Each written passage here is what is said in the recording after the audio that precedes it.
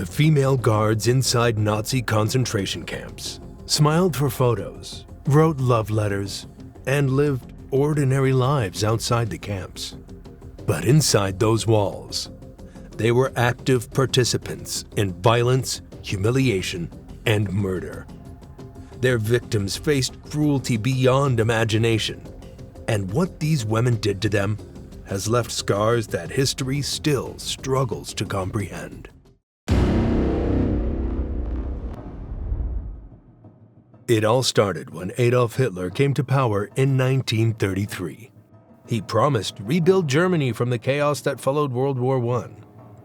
But instead, he had a dark plan to control every part of society and create a pure German nation based on Nazi ideas.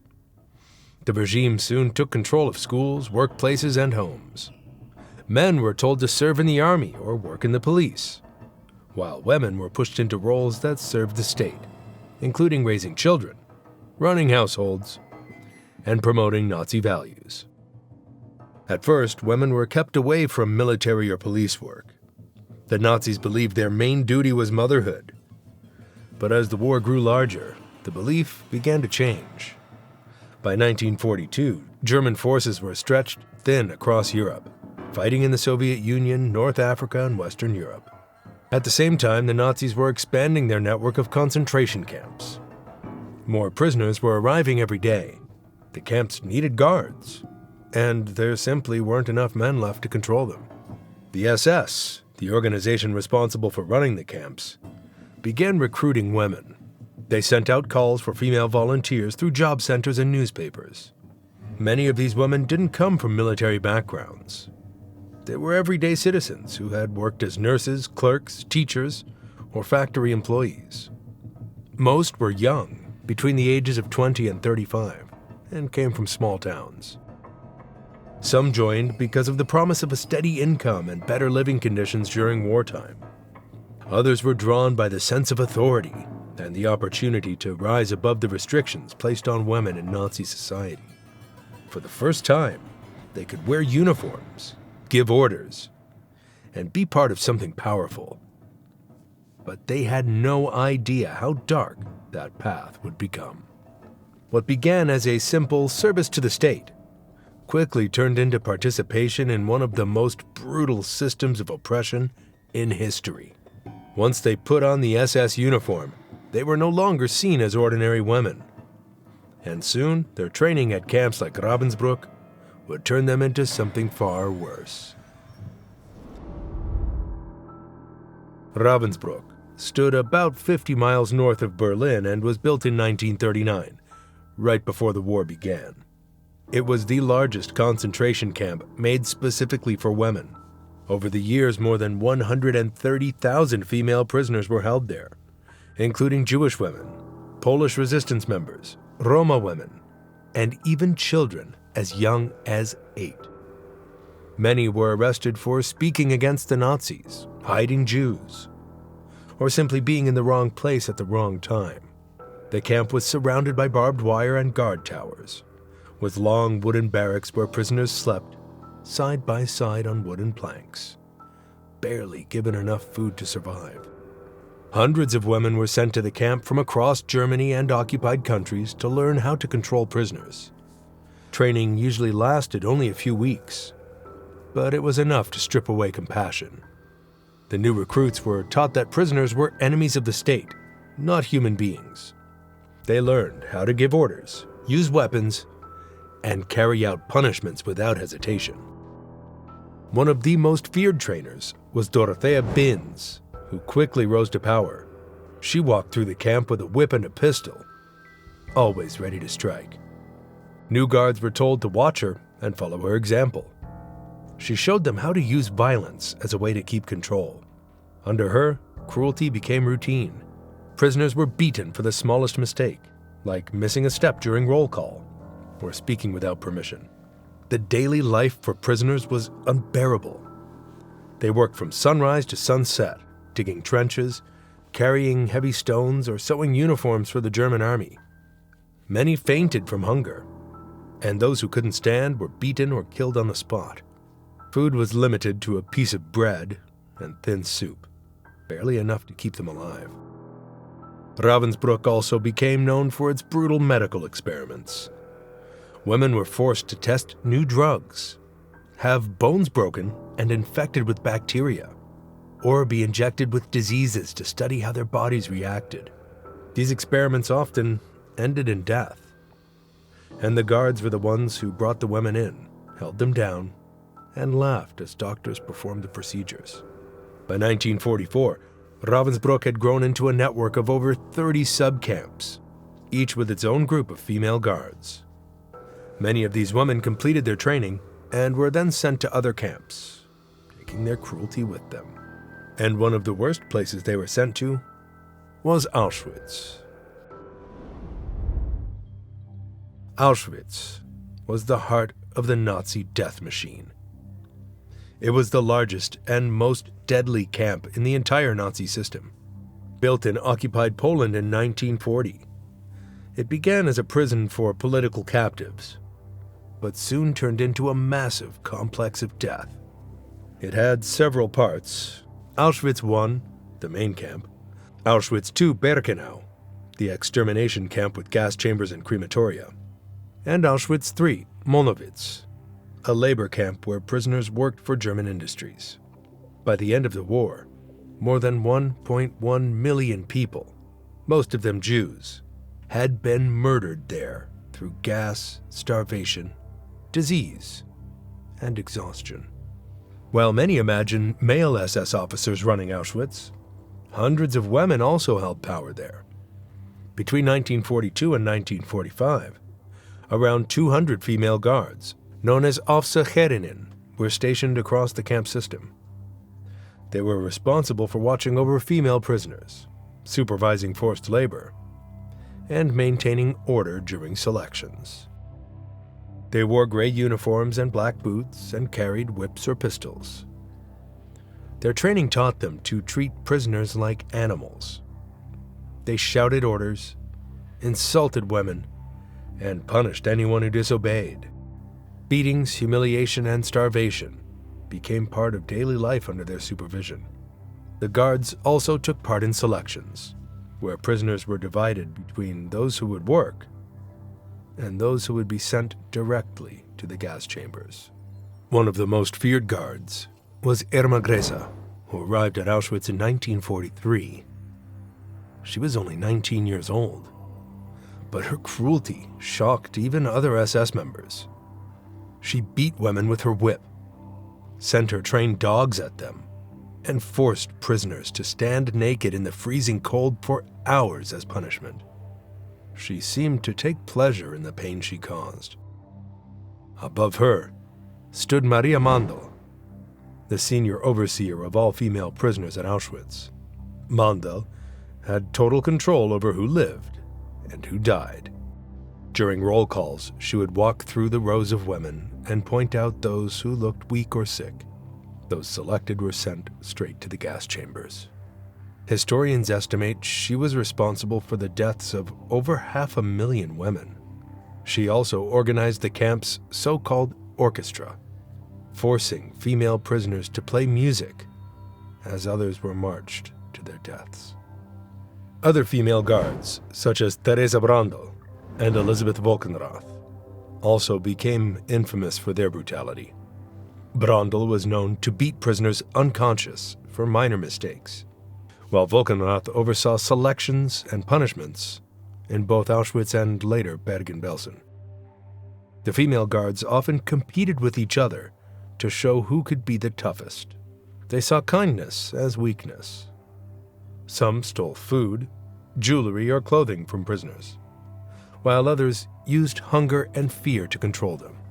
Even small acts of mercy, like sharing a piece of bread, could lead to death. For the women prisoners, these guards were symbols of terror.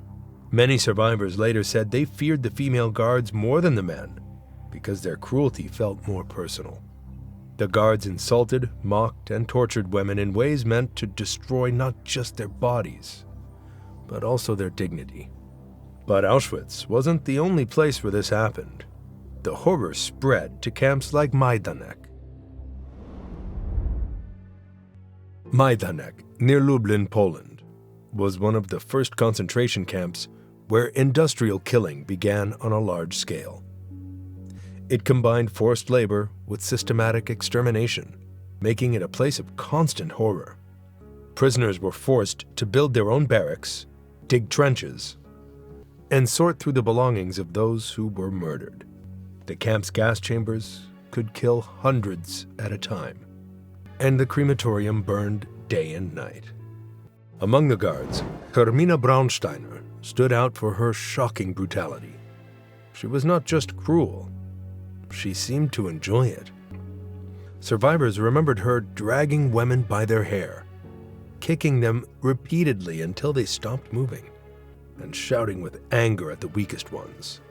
Her nickname, the Stomping Mare, came from the sound of her boots as she struck prisoners who fell behind during roll calls or work shifts.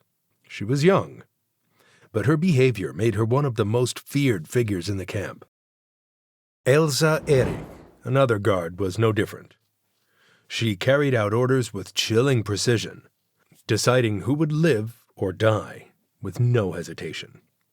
She often oversaw the selections that sent men, women, and even small children to the gas chambers. Like many of her fellow guards, she seemed completely detached from human emotion, treating every act of cruelty as just another part of her job. Majdanek was also used to process prisoners from other parts of occupied Europe. People arrived on crowded trains, thinking they were being relocated for work, but most never left alive. The guards, both male and female, took part in the daily terror that kept the camp running smoothly. And as the war went on, the Nazis moved prisoners to new camps, like Bergen-Belsen, where conditions became even worse.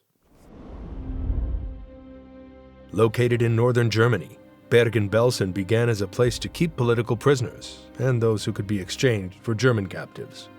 But as the war dragged on and the Nazis began losing control, it turned into a dumping ground for prisoners from other camps. Trains packed with weak and dying people kept arriving, but there was no food, no proper shelter, and no medical care waiting for them. By 1944, Bergen-Belsen had become a scene of absolute despair. Thousands of people lay on the ground without the strength to move. The smell of death filled the air.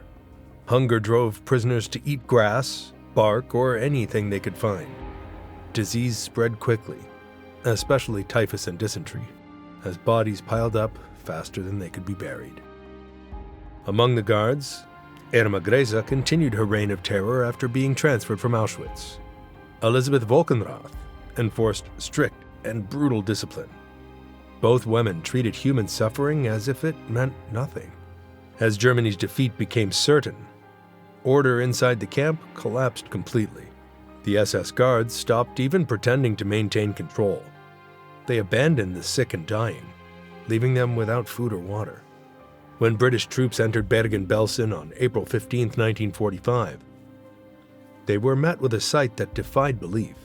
Over 60,000 starving prisoners were still alive, lying among more than 10,000 rotting corpses.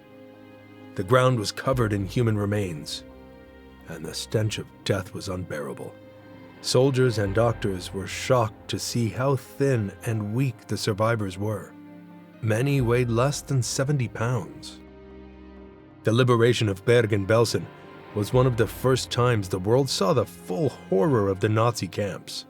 Cameras filmed every moment, showing the world the crimes they had tried to hide. The female guards now knew the Allies were coming for them, and many were terrified of being recognized. Some burned their SS uniforms, cut their hair short, or tried to blend in with refugees. Others used false names, or claimed they had been forced laborers themselves. In those first few weeks, it was easy to disappear due to confusion, destruction, and millions of displaced people in Germany. But the Allies were determined to bring the guilty to justice. Teams of investigators and soldiers began visiting liberated camps, collecting testimonies from survivors who could identify their tormentors. Photographs, ID cards, and camp records were gathered as evidence. Survivors, though weak and sick, described the guards in heartbreaking detail. The information helped Allied forces track down many who had tried to escape punishment. Irma Greza and Elisabeth Volkenrath were caught shortly after the liberation of Bergen-Belsen. They had stayed near the camp, perhaps thinking they could hide among the captured SS soldiers. But survivors immediately recognized them. Their arrests shocked British troops. Greza was only 21 years old, yet her crimes were already infamous. Dorothea Binz tried to hide within Germany but was discovered and arrested by Soviet forces. Hermine Braunsteiner managed to flee to Austria, but her past followed her. She lived under a false name for years before finally being identified and put on trial. When these women were questioned, many of them showed no regret. Some insisted they had simply obeyed orders from higher-ranking officers, as if that could excuse what they had done. Others claimed they had no choice, that refusing to serve would have meant death. But survivors who faced them again in court remembered them laughing while beating prisoners, making games out of torture, and taking pleasure in the suffering of others. For the Allies, capturing these women was not just about justice.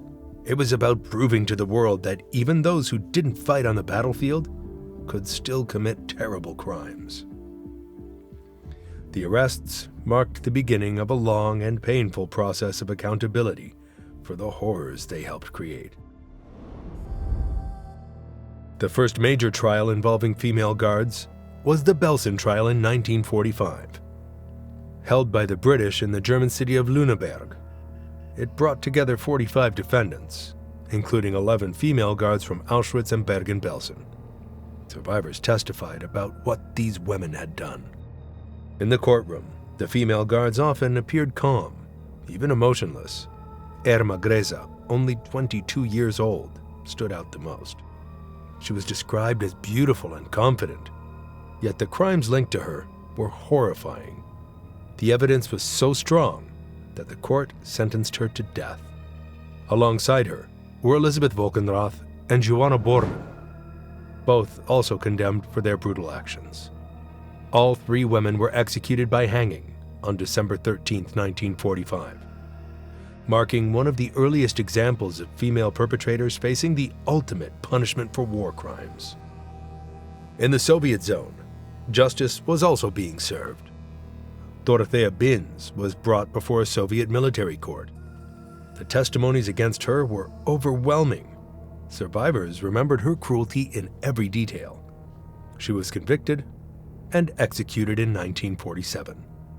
These early trials sent a strong message that gender would not protect anyone from being held accountable for crimes against humanity. But not every guard faced justice so quickly. Hermine Braunsteiner's story showed how many managed to hide for years. After being briefly imprisoned in 1946, she was released and fled Europe altogether.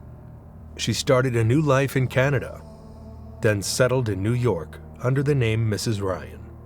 For almost 2 decades, she lived quietly as a housewife, her past forgotten, until Nazi hunter Simon Wiesenthal uncovered her true identity in 1964. The exposure led to her extradition to Germany, where she stood trial for participating in mass killings at Majdanek. In 1981, she was finally sentenced to life in prison. Maria Mandel faced her fate earlier. Captured by American forces, she was extradited to Poland and put on trial in Krakow. In 1948, she was executed for her crimes. Some of these women worked in smaller, lesser-known camps spread across German-occupied Europe, where the same horrors took place on a smaller but equally terrifying scale. At Stutów, near Gdansk, Poland, more than 115 female guards served between 1942 and 1945. It was one of the first concentration camps built outside Germany, and one of the last to be liberated. Thousands of Jews, Poles, and Soviet prisoners died there from starvation, disease, or in the gas chambers. Among the guards was Gerda Steinhoff, just 23 years old, who actively took part in sending prisoners to their deaths. Witnesses said she often smiled as she selected victims. After the war, she was captured, put on trial by a Polish court, and publicly executed in 1946, one of the youngest female war criminals to face the death penalty. At Płaszów, the camp made infamous by the film Schindler's List, conditions were equally brutal. Under the command of Amon Gut, female guards, such as Louisa Dans, were responsible for overseeing female prisoners who worked in grueling labor details. Beatings were common, and prisoners were punished for the smallest mistakes, sometimes for crying or slowing down from exhaustion. Dans later served in multiple camps, showing how these women were transferred across the Nazi network to spread their cruelty wherever it was needed. In Helmbrechts, a small subcamp of Flossenberg, the female guards forced a deadly death march as Allied troops approached in 1945. Around 580 women prisoners, many of them Jewish, were pushed to walk hundreds of miles in freezing temperatures with no food or rest. Those who collapsed were shot on the roadside. By the time the march ended, fewer than half were still alive. Survivors later said that the guards, many of them barely older than the prisoners, were merciless, showing no pity for the dying. There were other camps, like Neuengamme, Grossrosen, and Lublin, where women served as wardens, administrators, and even execution assistants. Most of these women were never tried. After the war, many returned quietly to normal life, blending into society. Their names faded, but their victims carried the pain forever. As years passed, historians and investigators uncovered new pieces of evidence showing how involved women had been in running the camps. Researchers found lists of female SS guards who had worked in over 30 major concentration camps, totaling nearly 3,700 women across the Nazi camp network. In 2015, one of the last surviving guards, Hilde Michnia, was investigated in Germany for her role at Bergen-Belsen and Grossrosen.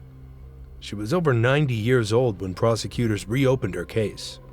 Her trial reminded the world that even decades later, justice still mattered. People were shocked that she had lived a quiet, normal life for so long, while survivors struggled with trauma that never went away. Over time, these discoveries forced historians to rewrite parts of Holocaust history. Today, museums and memorials across Europe continue to tell their stories, not to glorify them, but to warn future generations.